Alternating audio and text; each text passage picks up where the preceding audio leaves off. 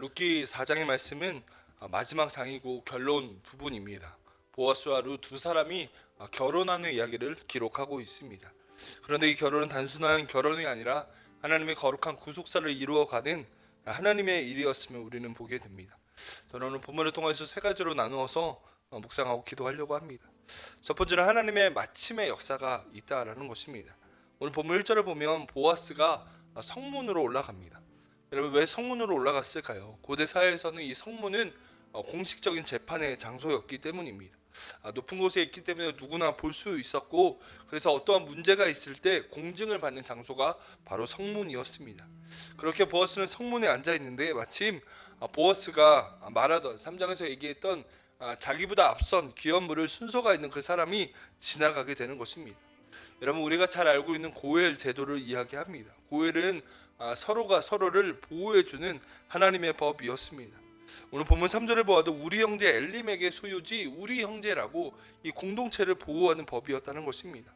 생명과 재산 그리고 가문을 보호하기 위해서 가까운 친족이 공동체가 어려움에 빠졌을 때 그것을 지키고 보호하는 하나님이 정하신 법이었습니다.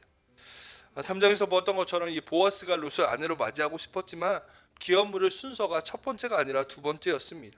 그래서 이 첫 번째 사람에게 물어야 했다라는 것입니다. 그래서 이 보아스가 여기에 앉아 있는데, 그런데 마침 이 기업 물을 첫 번째 사람이 지나가고 있었다라는 것입니다. 그래서 보아스는 이곳에 앉으라라고 얘기하고 설명하기 시작합니다. 여러분, 우리는 1절에 나오는 이 마침이라는 단어를 주목해야 합니다. 1절에 이렇게 얘기하지요. 보아스가 성문에 올라가서 거기 앉아 있더니 마침 보아스가 말하던 기업 물을 자가 지나가는지라. 보아스가 그에게 이르되 아무개어 이리로 와서 앉으라 하니 그가 와서 앉으매 라고 얘기합니다. 여러분, 마침이라는 단어가 어쩌면 우연처럼 들릴지 모릅니다. 그러나 오늘 본문이 이야기하는 것은 이 모든 일에 하나님의 인도하심이 있다라는 것을 이야기하고 있다는 것입니다. 여러분, 우연을 가장한 필연, 하나님의 반드시 역사하심과 하나님의 계획 속에 모든 것이 있음을 우리에게 이야기하고 있다는 것입니다. 사람의 눈에 봤을 때 이 기업물을 첫 번째 순서의 사람이 우연히 그 시간을 지나갔을지 모르지만 하나님의 이 상황 가운데 하나님의 구원, 하나님의 구속사를 위하여서 이 기업물을 자가 지나가도록 인도하셨다라는 것입니다. 여러분, 우리의 삶에도 이와 같이 하나님이 역사하시는 분임을 믿는 은혜가 저희 여러분들에게 있기를 간절히 축복합니다. 여러분, 우연처럼 보일지 모릅니다.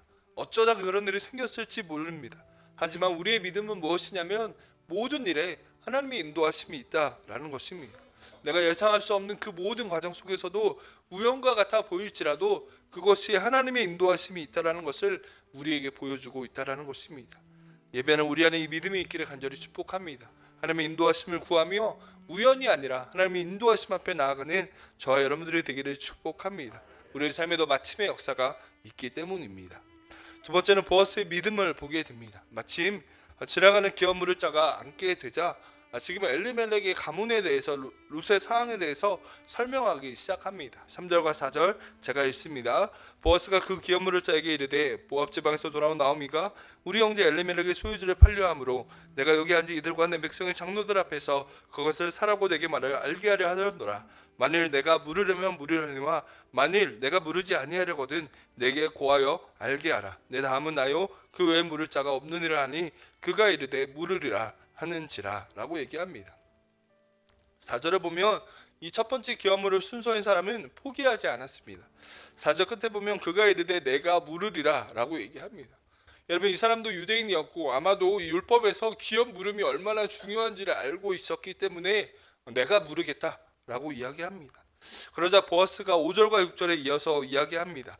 5절입니다. 보아스가 이르되 내가 나오미의 손에서 그 밭을 사는 날에 그 죽은 자의 아내 모압 여인 룻에게서 사서 그 죽은 자의 기업을 그의 이름으로 세워야 할지니라 하니 그 기업 물을 자가 이르되 나는 내 기업에 손해가 있을까 하여 나를 위하여 물으지 못하노라. 내가 물을 것을 내가 물으라. 나는 물으지 못하겠노라 하는지라 라고 얘기합니다. 여러분, 엘리멜렉의 가문을, 그 기업을 물으게 되면 자연스럽게 그의 아내 룻과도 결혼해야 함을 이야기합니다. 기업 물음의 의무 중 하나이기도 했습니다. 그러자 6절에서 이 사람이 포기하겠다라고 얘기합니다. 그런데 포기하는 이유가 무엇입니까? 내 기업에 손해가 있을 것 같아서 이 율법의 말씀을 따르지 못하겠다라는 것이었습니다. 여러분 5절의 말씀 보면 룻을 그냥 룻이라고 하지 않고요, 모압 여인 룻이다라고 얘기합니다.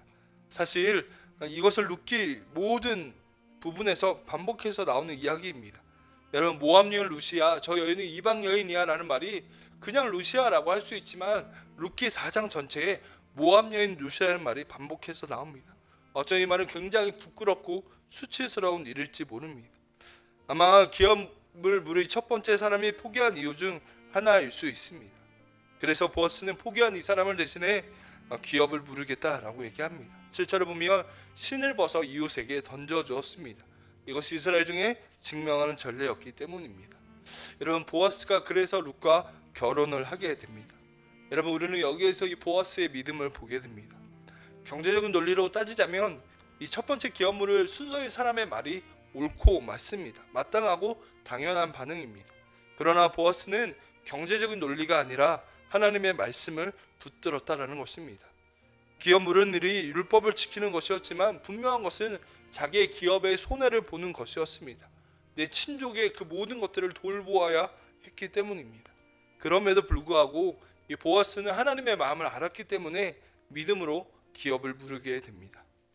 여러분 우리는 룻기의 말씀을 통해 이 보아스의 믿음과 결단을 묵상하게 됩니다. 여러분 나에게 손해가 된다 할지라도 하나님의 마음을 가지고 이 기업 물은 일에 믿음으로 반응하였기 때문입니다. 여러분 이러한 보아스를 통해 하나님은 하나님의 구원의 역사를 이루셨습니다. 그 중심에 하나님을 경외하고 주님을 정말로 사랑하는 사람이었기 때문에 하나님은 이 보아스와 룻을 통해 다윗을 낳게 하시고 온 인류를 구원할 예수 그리스도가 탄생하는 그 거룩한 족보를 이루게 하셨다라는 것입니다. 여러분 보아스의 이러한 믿음과 결단과 도전이 예배하는 우리 안에 있게 되기를 축복합니다. 나에게 손해가 있다 할지라도 이것이 주님의 말씀이라면 하나님의 뜻을 이루어가는 일이라면 여러분 보아스와 같이 주의 마음을 가지고 믿음으로 반응해야 한다는 것입니다.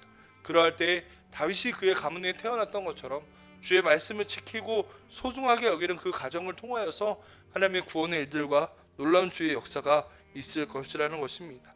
그 은혜가 있게 되기를 간절히 축복합니다. 마지막 세 번째는 하나님의 신실한 인도하심이 이루어지고 있다는 것입니다.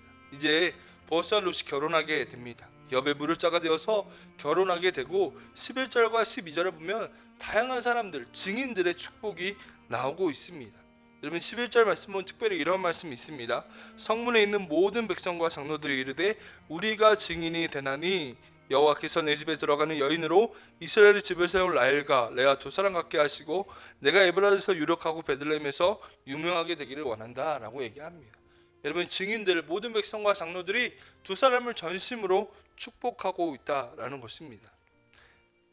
사람들의 축복 속에 두 사람은 결혼하고 다윗의 계보를 잇게 됩니다. 여러분 사실 룻기를 보면 하나님의 신실한 인도하심이 있습니다.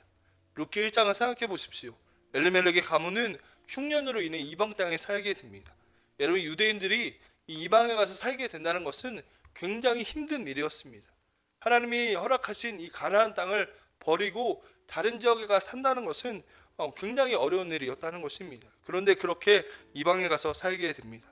거기에서 남편과 자식들을 다 잃어버리고 베들레헴으로 돌아옵니다. 여러분 모든 것을 잃어버린 것입니다. 재산도 사람도 여러분 비어진 채로 다 잃어버린 채로 어떠한 소망도 없는 채로 베들레헴에 돌아온 것이 룻기의 1장의 상황이었습니다. 그런데 지금 4장을 보면 어떠합니까? 하나님은 비어진 이 나오미와 룻의 삶을 채워가기 시작하십니다. 보아스를 만나게 하시고 이 보아스를 통해 기업을 물으게 하시고 여러분 결혼하게 하시고 그리고 다윗을 낳게 하는 그 믿음의 족보를 세워 가셨다라는 것입니다. 여러분 이 모든 것에는 하나님의 선한 인도하심이 있었다는 것을 이야기합니다. 비어있는 나오미와 룻의 삶을 채워가시는 분이 우리 하나님이시기 때문입니다. 여러분 룻기의 말씀 묵상하면서 이러한 믿음이 우리 안에 생기기를 간절히 축복합니다. 아무런 소망이 없고 바닷 가운데 있던 롯과 나오미를 채워가시고 세워가셨던 주님, 많은 사람의 축복 속에 증인들의 축복 가운데 결혼하는 놀라운 복을 받게 되었던 것처럼 우리의 삶에 지금 아무것도 없어 보일지라도 비어 보일지라도 하나님은 주님을 경외하는 사람들을 통해 채워가시고 세워가시고 인도하실 것이라는 것입니다. 주님을 신뢰하며 믿음으로 걷는 사람에게 하나님이 일하실 것을 이 룻기의 말씀을 통해 우리에게 말씀하고 있다는 것입니다. 여러분, 예배하는 우리 안에도 이 믿음이 있기를 축복합니다. 하나님의 신실한 인도하심이 내 삶 가운데도 있게 하여 주시옵소서. 그 믿음으로 간구하며 나아가는 저 여러분들의 되기를 간절히 축복합니다. 기도하겠습니다.